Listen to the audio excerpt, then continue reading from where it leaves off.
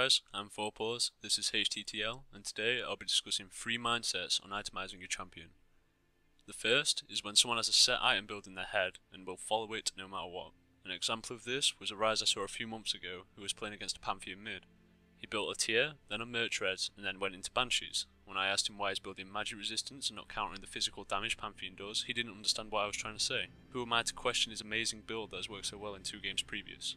This is the worst way to itemize your champion. A cookie cutter build is not optimal in this game, and you should try to avoid this or else you'll be weakening yourself and giving out an advantage to your opponent. Now the second build is the Theory Crafter. This guy looks at his enemy team and thinks instead of building merch res this game, I'll go for Tabby, as Pantheon does physical damage, and these boost weaken his damage output. He will then think, hey, instead of Banshees, I should rush for a Frozen Heart as this will give me even more armor. This level of thinking is where most people are at.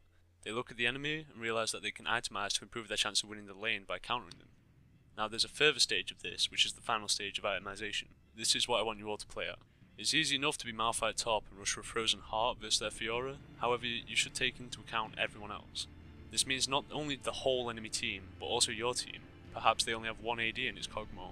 In this situation, it might be better to get a Randuin's Omen, so that when you ulti in, you can use it to stick onto their Kog'Maw in the fight. You still get the armor that you need, however you offer your team more than you would with just a Frozen Heart.